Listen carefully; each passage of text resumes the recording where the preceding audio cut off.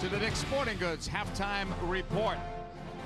From our nation's capital, Washington, D.C., it's a World Cup qualifier between the United States and Cuba. It's been an interesting first half, to say the very least, with the USA on top by the score of 2-1. Both of those goals were scored by DeMarcus Beasley. Munoz has the lone tally for Cuba, and it came just a couple of minutes after Beasley's second score.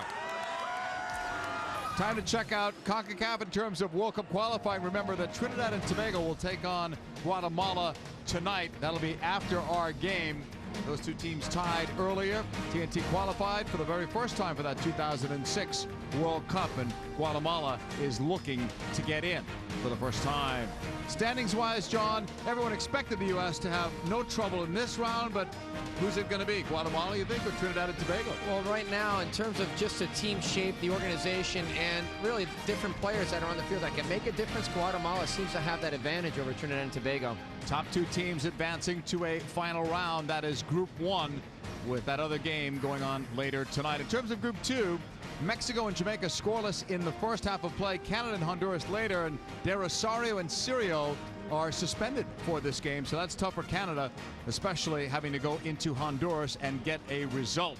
Mexico, with a win tonight, would automatically go into the next round. The question, I think, going in, everyone wondered who would be that second team out of the bottom three there. Well, there's no question about it now. Honduras is playing some very good football right now, and the players, they're individually shining, but collectively as a team, very organized. They have done a great job in qualifying. As for Group 3, the other group in CONCACAF, Costa Rica, a win over Suriname, and by a score that we probably expected. A big result there, 4-1. El Salvador and Haiti are scoreless. That was a scoreless final in that one between those two, so those games are both over with. And looking at the standings, Costa Rica with 12 points. They have qualified for the final round. El Salvador is in a great spot. Haiti and Suriname have obviously struggled. Now remember, again, it's the top two teams that advance to the next round. Everybody's trying to go to South Africa, so the USA will have 10 more games to play. What changes? You've been in that situation before. What changes in that final round? Well, I think, first of all, the accomplishment, understanding like what it took to get to that last round is very important, and the players will feel that confidence as they go through. Now, from the coach's perspective, maybe there's going to be opportunities to know and realize that things get a little bit tougher. The first round's easy. Not easy, but it has been for the U.S., but when you get to that second round, it becomes tougher, and now all the big teams, the Giants, they've got to stand out, so you need more players to step up and compete. You're going to have to play Mexico two times in that final round. That's what the USA will be facing. DeMarcus Beasley's having a great night tonight so far, at least a great half. 2 goals for him. It's 2-1 in this World Cup qualifier. The USA leads Cuba. Back with highlights.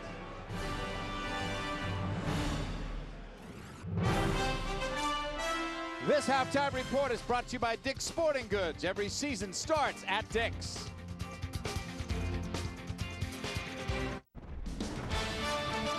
The Dick's Sporting Goods halftime report rolls on from our nation's capital, Washington, D.C. So much history here, not just on the soccer field, but also in the halls of Congress, in the Senate, the White House, etc. Fans are enjoying themselves here tonight as the USA leads Cuba by the score of 2-1. DeMarcus Beasley has the 2 goals. With John Harkes, I'm JP Dellacamera. John, your thoughts in the first half?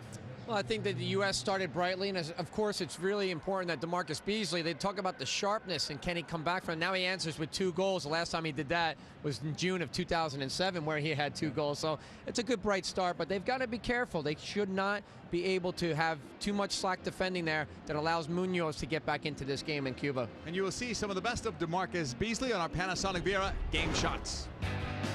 Well, here's a good challenge here. We talked about the pressure from the USA. They've done a good job here. The ball falls loose to Kleshin. He provides it in behind, and there's the finish. Great execution on this play combination. Sasha Kleshin pushing forward, aggressive in the midfield. Now, the combination once again, that releases to the back post. Landon Donovan this time, the provider, and DeMarcus Beasley in behind on the weak side. And he finishes clearly against Molina, making it difficult for the goalkeeper at that point in time. And the other end, 2 minutes later, there's Munoz, and it's the element of surprise, the quick release. There should have been better defending there from the USA, and he gets this off his feet to beat Tim Howard, and that takes away the shutout victory. And here's the second yellow card that takes down Landon Donovan, and the referee has no choice but has to send the man off. And there he is. Yoel Colome's day was done. Not everybody is rooting for the United States tonight at RFK Stadium. Come back with us. USA 2, Cuba 1.